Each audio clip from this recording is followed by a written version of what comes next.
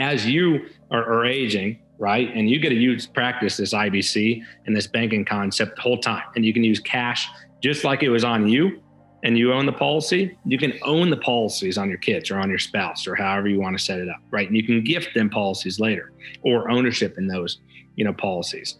So you can use the cash the whole time, right? It's just your little mini bank branches, right? Just like if you had 10 policies on yourself, which you could, right? Or you just have one massive policy on yourself. It doesn't really matter, but you can just set it up, different ways. As you age and say, hey, at some point you're going to graduate, right? We all will.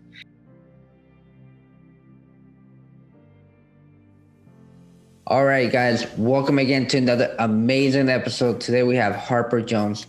Harper, started his career out doing door-to-door sales, and he learned a lot of skills in real estate. He focused on wholesaling, flipping multifamily properties, but eventually I think he found something he's passionate about, from what it seems, that the infinite banking concept, similar, or it's the same concept tied with whole life insurance. So we'll dive into that and, get his expertise on how you can build generational wealth from that and how you can protect assets from that. So, Harper, let's dive right in, man. How can you first give initial background just of yourself as a real estate investor and how you're tying this infinite banking concept in and how it works? Yeah, sure. So I started in real estate maybe like 4-ish years ago. And then, after a couple of years in, I did some more transactional based stuff like, wholesaling, rehabbing. And then we had got into some rentals, and that was, going great, learning a lot of stuff. And at this point, and I still am, a rookie. I've only been in it for a handful of years, but I've been learning a lot. A couple of years in, I ended up diving across this concept called IBC, which you touched on, which is infinite banking concepts, what it stands for.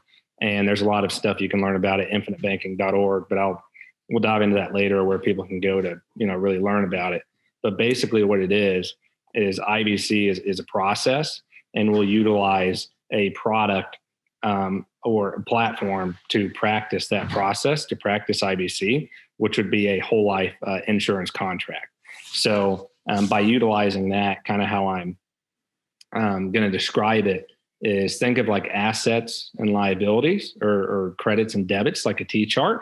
And on the left side, what we're going to do is we're going to place that platform or that product, which would be the whole life insurance contract. And that's where your capital is going to store, or your warehouse of wealth, and your cash is going to be before you deploy it out to everyday, living, real estate investments, business investments, yada, yada, yada. And what we're doing is having that process of the funds going across that ledger back and forth, in and out, just like funds are going in and out of your checking and savings account.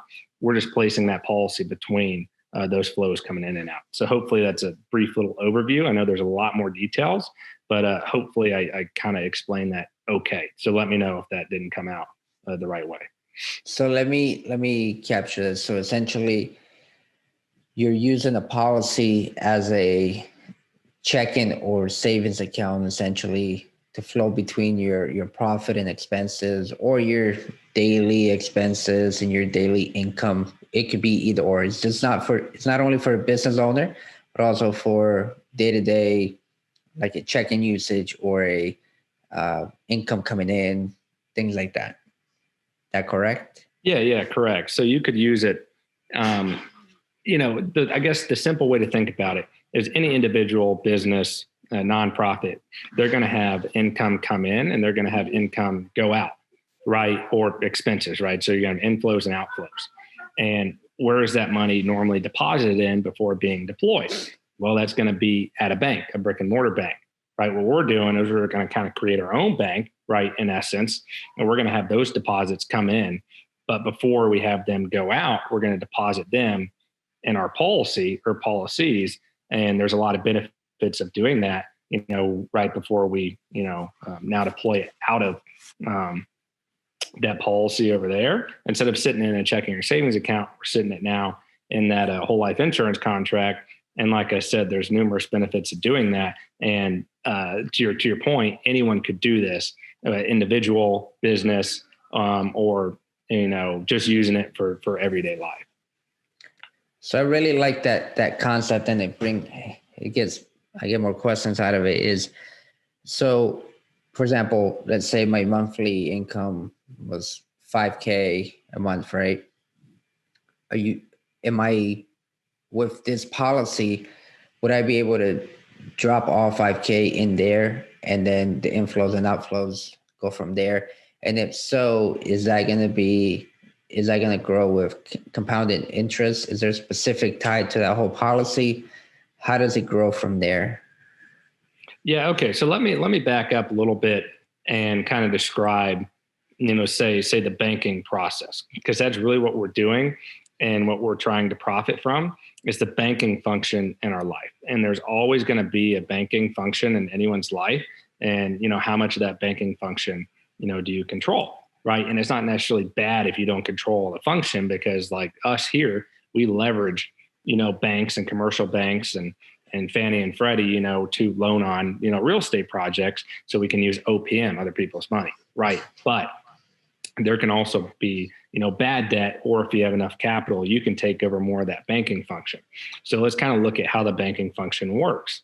So let's take a normal depositor, right? And let's say they go down to Bank of America and they deposit, $100,000, right? Well, now the deposits to the bank is a liability to the customer because they owe those funds to them, right? Their assets are going to be their loan portfolio.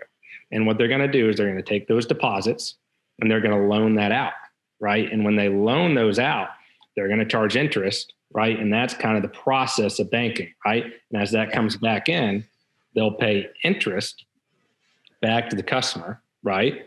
But it's going to be minimal. And then they're going to get nice profits from loaning someone else's money, right? Other people's money. And then, pay back the, customer, like I said there. But the excess profits are going to go to the owners of the bank, which would be the shareholders. Now, when we set up our product or our platform, which would be a whole life insurance contract, we're trying to do the exact same thing. So our deposits, just like a customer, would be our premiums, right? With the premiums comes cash value. That cash value is going to grow uninterrupted, tax-free, typically creditor protected, depending on the state. You can have more protections than others. And, you don't even file a 1099 form and don't really report anything on your taxes to the IRS if it's, structured properly. Right now, I'm no accountant or attorney here, but if it's structured properly, you can have it kind of off the radar, right? It's just how it's meant to be. You have your death protection, right? With death benefit that would pass typically income tax free to your family members. And you'll have, illness protection if, while you're living, things happen, you can actually borrow from the death benefit versus borrowing from, the cash value. But let's circle back around to the actual process of banking that we had with Bank of America, right? Now, when we set up these policies, we would want to set them up with a mutual insurance company versus a stock company, because in a company, the shareholders are the ones who get to participate in the dividends or the surplus profits, right? In a mutual insurance company versus a stock company, the policy owners or holders are the actual owners of the company. So they get to participate in the surplus of profits or dividends. So now you're getting 4% on your cash value there, then that's like you being a customer. But they pay a dividend. Now you're also getting those profits come back to you, right? Now, technically those aren't guaranteed, but they paid them, the companies we work with paid them for, over 100 years. And most mutual insurance companies have, because they're very financially stable place with how they deal with their assets and their reserve accounts and yada, yada, yada. Does that help bring it together a little bit more? Yeah, absolutely, man. Absolutely. So what I'm gathering is, is based off premium, right? And I'm guessing that's based off of the allotted amount of value, not only in the death side of, but also in the cash value side of the policy. And from what I understand, it goes half and half of what you pay in the premium. So is there a way, that you can increase that amount of premium as your income increases, where you can contribute more, or are you locked into that policy as you initially started it? Yeah. So one thing I'll say too is I don't want to dive into too many details because things can get a little complicated. What I like to start with is the concept. And I like to talk about how IBC, or infinite banking concept, is the process. It is not a product. It is a process. Now, specially designed whole life insurance contract in and of itself is a great asset, for anyone to have. And it would hold up fairly well if you compare that asset to other investments, right? Or other assets. But what we're doing is we're now incorporating that process. I want to focus on not as many details of the actual product, which we can touch on it, but I don't want to dive too deep. We can do that at a later date, or I can send resources anyone wants to follow up on. But also that concept of it is when we're flowing the funds back and forth. So whether it's $10,000 a year, $100,000 a year, or $1 million a year, it's all going to be the same. But I don't want to get down to necessarily specific numbers, right? Because that's different for everyone. And I want to focus on the concept. So we've talked about, but the answer to what you asked is yes, you can grow with your income, right? Where you can expand. You don't necessarily just need one policy. Like some people have like 30 policies and some have just one policy, right? So you can just kind of add to it. Just like a bank starts with one branch. If they're profitable, they're going to open up more branches, just like you would open up more policies, right? Or more little banking branches. And there's some other instances with business partners and buy sells and executive bonus plans and stuff that are more advanced that we can touch on towards the end. But basically, I just want to kind of hone in on the concept of it. So let's say we've talked about, go back to the T chart with like assets and liabilities, right? And I'm just doing that as a visual. You don't have to necessarily remember the asset and liabilities part. But on the left side, we kind of have the, where our cash is going to sit, right? Or our warehouse of wealth is, which is going to be within those policies, right? Or policy. Then whenever you're in need to utilize that capital, well, your cash actually never leaves that policy, and you direct the insurance company to say, hey, I want X amount of my cash value as a policy loan. So they'll take money from the pool money they have, and they'll place a lien on your cash value. So it keeps compounding uninterrupted, tax-free, like you didn't, access any of the capital, but you have true liquidity of it. So while that's happening all over to the left side, you get to take someone else's money, which is the insurance company's pool money, and go use that for your lifestyle, your expenses, tax bills, savings and investments, like say real estate. And you could take that, use that as a down payment, and then use the bank to fund 75, 80%. Now, what we'll do in the process of that banking, right, we're going to set up an amortization table to pay back that policy loan back to our policy. And as we make those payments back, it's like a line of credit against the policy. As you make the payments back, you have more of that line of credit that you get to utilize and redeploy, which is a velocity of money, right? Just like banks do. You keep loaning it back and forth, in and out, versus, say you make payments on a car or payments to a mortgage. Yeah, you're building some equity, right? Or you should be if you have a good deal. But if you want to reuse the capital, sure, you can refinance, but you're resetting your volume of interest, right? Versus it being simple interest. If you take an amortization table, it's going to be top heavy interest, and every dollar you pay is on the amortization schedule. So like say, for example, you have 5% interest rate, which I know is high right now per se, but you have it on 20-year amortization. Maybe like 40 to 50 cents of every dollar you pay over the life of that could have gone to, say, interest, right? Because it's so top heavy. Right now, maybe those aren't exactly specific numbers, but it's kind of cool when you look at the amortization table.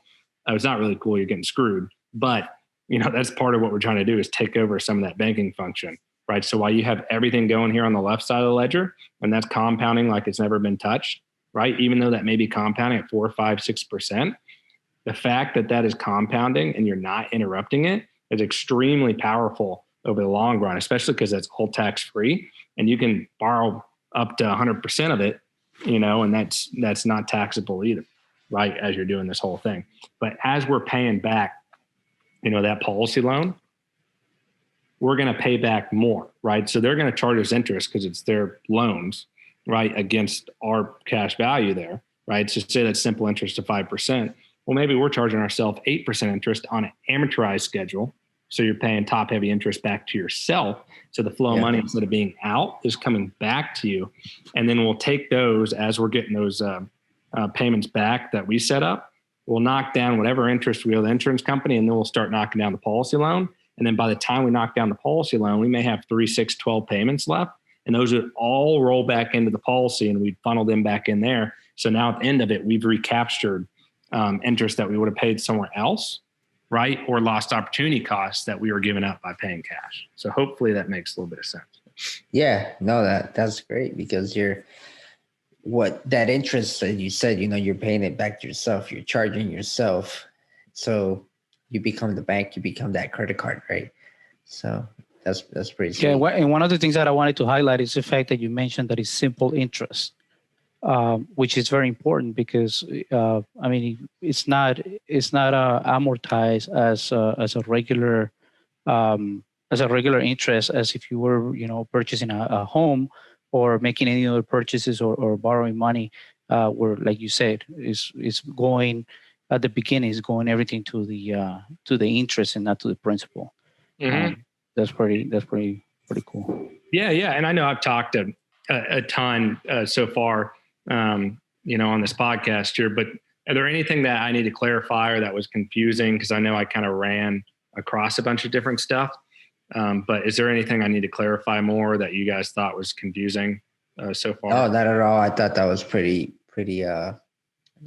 simple and basic explanation.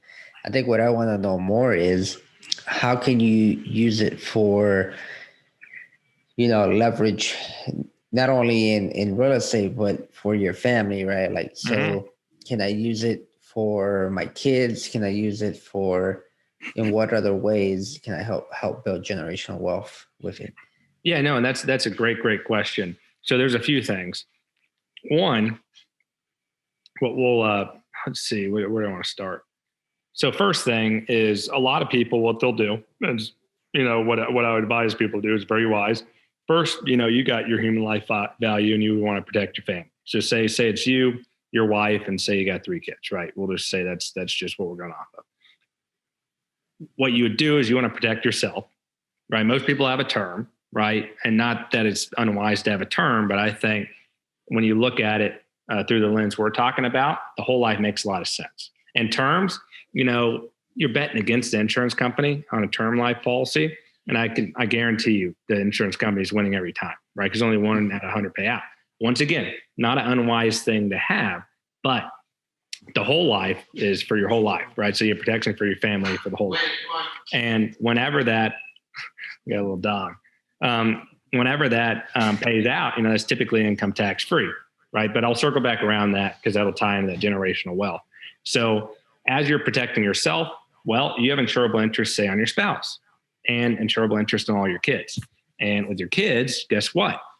They're going to have to buy a car, college, maybe wedding, down payment. So if you start tucking away cash in there instead of a 529 plan, right, or another qualified plan or savings account or mutual fund, well, now you have them protected, with illness protection and death protection. So if they became uninsurable for health reasons or whatnot, now they have a whole life policy, and that's cash gets compounded their whole life too. It's even longer. So it's really long range thinking. As you are aging, right, and you get to practice this IBC and this banking concept the whole time, and you can use cash just like it was on you, and you own the policy. You can own the policies on your kids or on your spouse or however you want to set it up, right? And you can gift them policies later or ownership in those, policies. So you can use the cash the whole time, right? It's just your little mini bank branches, right? Just like if you had 10 policies on yourself, which you could, right? Or you just have one massive policy on yourself. It doesn't really matter, but you can just set it up, different ways. As you age and say, hey, at some point you're going to graduate, right? We all will. Your death benefit every year after year is going to be growing because the dividends that are paid out, right? We'll reinvest those as paid up additions, which grows the cash value more, grows the death benefit more. Same when we're banking, we're kind of almost supercharging the policy, so to say, by adding more paid up additions in there as we're banking and finishing out our amortized loans, right, as we touched on. So now that death benefit is going to be growing as well. And this, is all guaranteed side. And then we have a non-guaranteed side with the dividends that we said we'll roll back up in there. But that's always going to be growing and getting bigger and better. Say when you graduate, now the death benefit will be paid out, less any outstanding policy loans, right? Income tax free to the family. Like I said, typically, they'll use those proceeds to pay off all their outstanding policy loans, for windfall room, or just start new policies, right? And then when those kids, have kids, they get policies on their kids. And then the same process happens with those, kids, they pass away, they'll use those to pay off any outstanding policy loans or debts or whatever, or just build up more policies, and they'll do it again. So you got to think generations in the future. But as that's going, just imagine a couple million coming into you that you could use tax-free to start more policies and do the same thing for your kids and your grandkids or great-grandkids, because you can keep getting policies on all your family members for insurable interest and plan for the future just like that.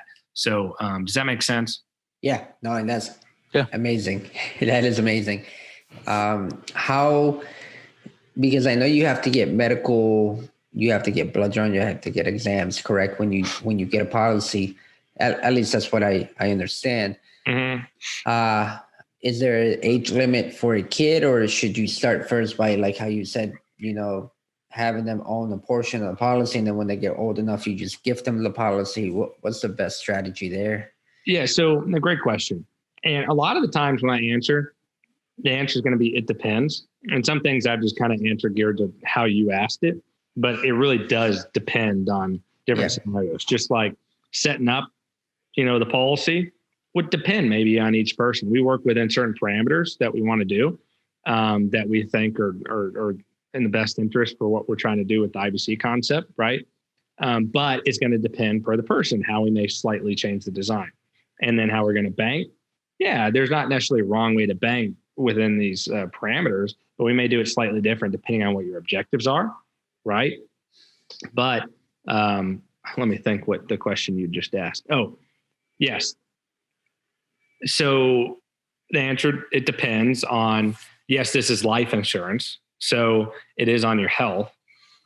Depending on the company, the product, and what they have currently going, if you're doing a little bit smaller policy, depending on age, health, et cetera, because we're looking at the death benefit part. We don't focus on the death benefit. We're focused on the cash value, but they're underwriting for death benefit, right? Because it's the, life insurance here. You're going to have to go through an application and a couple other minor things, but maybe you don't do a paramedical exam.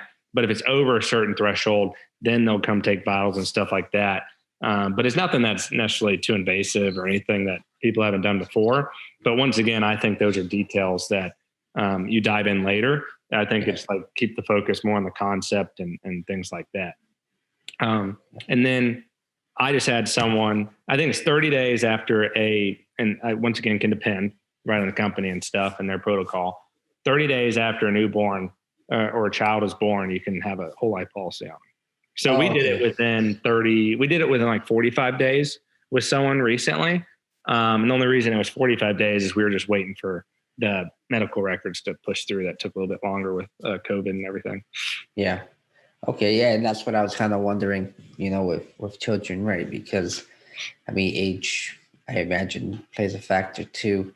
Mm-hmm. Yeah, German, what do you got?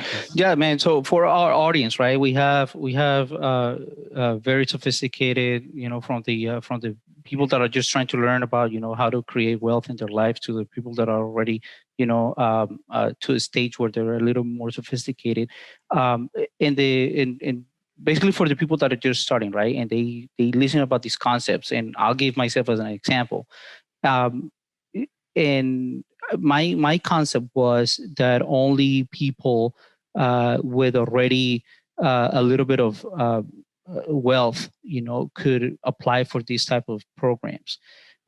Is that the case, or anybody, any income level or sophistication level can apply for these, can start a life insurance?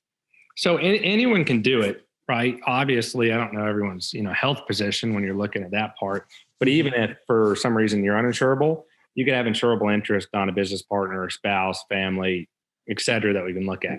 But one thing I would say is someone who's not good with money and can't save, and they have other things they need to build discipline and work on. And we're not here to, coach you how to get to a little bit more disciplined level. What we are here to coach you is how to do what you're doing already on the right side of the ledger, which would be your behavior, right? And how to pair that with IBC, infinite banking concept, and make it better. Now, if you can't have that right side to where you don't have a little bit of discipline in your life, then what we're doing is not gonna help that much, right? And someone could try to do it, but I think it's in their best interest to get that right side of the ledger kind of kicking a little bit, where they kind of hear what we're doing. How can this improve my position? And it can be different for everyone. And then we start talking, hey, make sure you read this book, Becoming Your Own Banker by Nelson Nash. Whatever questions you have, now let's come do a one-on-one webinar, see what questions, guide through visuals, and then kind of what other resources or questions you have after that. And then once they click with the concept, then we dive into, when we'll have examples of numbers so they can follow. Then we'll dive into specific numbers for them personally, which once again varies from person to person or organization to organization. So we don't even talk specific numbers until someone gets through a series of understanding, what we're trying to do. And if someone's like, hey, I just want to set this up and I just want this policy and I know how to bank and they haven't read the book and all this, I personally say, okay, here's 3 insurance agents, numbers and email. They're great people. They'll set it up for you, but I'm not going to do that for you. Perfect. And I'll turn them away because we want the right-minded people, just like you guys. Yeah. Just like you guys, if you guys have an investor for a real estate deal, maybe they'll give you $500,000 and you know him real well, but he'd be the guy who calls every day and could mess the deal up. You don't want to take that on, even though, that's a chunk of money to put in, right? Yeah. Yeah, that's pretty good. That's pretty important. And by the way, Harper, thank you for the book. I received the book and I'm reading it, man. I'm a slow reader, but I love it. I love the concept. And and I love the concept. So basically my question was geared towards, let's say, for example, we're in the military, right? And I would have loved to know about this concept when I first started in my military career, right? Which it wasn't a high earning career, but we already had the discipline and I knew where I wanted to go, right? If a person like that starts like a military career, whether it's officer or enlisted or somebody that's just, going to college and they have the discipline and they have the vision for the future, but they have a small income, can they start these type of programs with a minimum income? Oh yes. So okay. I don't know, say an exact minimum that each company would have. Maybe it's 1,000 or a couple thousand a year as a premium that we're talking, not death benefit, but premium for whole life. Not saying don't start. You start where you're at and grow, but it still goes back to if we're working with anyone, we want them to understand the concept. Yeah. Right. Concept. And then circle around and say, okay, here's where we're at. Let's take the next step. Let's look at numbers for you and what your plan and vision is. And some people are like, hey, I want to get started. I want to put $500 a month in and do this. And we're like, honestly, there is just like, back to an analogy of a brick and mortar bank, to not just be the customer. You can deposit money and be a customer and get a little bit of interest. But if you want those profits and dividends, being the shareholder, you got to make an investment. You got to put up capital. You got to wait. You got to make that investment, and you're going to have to sacrifice a little bit at the beginning. Same thing with starting this up. These whole life policies have a little bit of a cash drag. Typically the first year, a little bit of a cash drag, and then a little bit the next few years, and then you start to catch up that you put in there. So like someone who's tighter on their savings or their day-to-day income, then we'll look at it too when we get to that point and say, hey, look, we think that you're stretching yourself too thin because you're going to have to sacrifice X amount of dollars you're putting in here for a couple of years as you're kind of getting your nice asset in the tool belt built, right? And we think you should probably wait 6 or 12 or 18 months, in that case. So for us, we're not trying to make a sale. We're trying to do what's in the best interest, for the person and what they're trying to do, and make sure they're educated and they can make, their own decision at that point. Perfect. I love that, man, because you're teaching them about the product, about the lifestyle, and that's important to understand that if you're gonna really do generational wealth, like you said, yeah, you can go and probably get this product from anyone, but not the mindset. You can't get that. That's yeah, exactly. And so a few things. Like I said, we have people that are doing a couple thousand a year in premium. We have people doing 50,000, 100,000, 500,000, millions a year, all over the board, right? Everyone's in different positions. And some people make 500 grand a year and they're putting in $5,000. Now, granted, I think they personally should put in more, and people typically get started, they start expanding, but you start where you're comfortable. Never go above a certain, threshold that you're comfortable with. Just start somewhere and you can always expand, right? You have one policy here, that's fine. You can add a bigger one or another one here or there, but just start where you're comfortable. But don't start before you understand what's going on and the aspect of IBC here, and understand kind of what to look for in which companies, what to look for in an agent, which would be, you're kind of your coach along the way, and, just the process itself. So, and then the second thing I wanted to mention was when you're looking at this, a lot of people, most insurance agents don't understand, how all this works or know what IBC is, or maybe they say they will, but they truly don't. And I'm talking straight from Nelson Nash, Becoming Your Own Banker. Read that. And I got tons of other resources to send to people and show them true IBC and where it came from. There's going to be a lot of cash flow banking, generational wealth building, privatized banking, all different terms people have come up with, built on top of what Nelson Nash, discovered of infinite banking concept. So I like to give him credit. So I know I keep circling back to there, but that's really the foundation and roots of the tree where people need to start. And of course, I'm happy to mail anyone a copy of Becoming Your Own Banker. And you just got to email me or call me, and I'll give my contact info at the end here. But what was the point I was going to circle back around to was, so I work with Create Tailwind, right? I work with Jim Oliver over there. There's just 4 or 5 agents there. And this is what we do for full time. Yes, we invest in real estate. Yes, we do other stuff, but this is like our main day-to-day and career is we educate and coach people about how to take over the banking function in their life, right? And how to implement IBC. Now, we're an agent. And yes, the insurance companies pay us when people, policies with us. And look, that's great and fine and dandy. But when people do work with us, not only when the policy is set up, and this is even if an agent's typically educated at this point, maybe they'll set it up, they get paid, and then okay, I'm out. What we do is we coach indefinitely with those people. They can call us whenever. They can hop on a Zoom one-on-one with us. They can email us. We're going to have lots of internal resources, and we're always going to be sharing different stuff with them so that there's always ongoing coaching, right? And they have that guide kind of in their back corner. So they can always be like, hey, I'm thinking about using a policy loan for this triplex, and I'd think about charging myself 10% instead of 8%. How should we set it up on a payback? We'll walk you through all that. We'll set it all up, and we're going to coach you and guide you along the way. We're right there holding your hand. And we don't charge anything extra for that. I love that, man. So let me ask you this, and I know, obviously everyone's different. It depends, and it's specific to individual. So, but would you recommend someone to get, a policy for themselves and maybe their 2 kids? And the reason or just one big one. And the reason I ask that is because of compounding interest, right?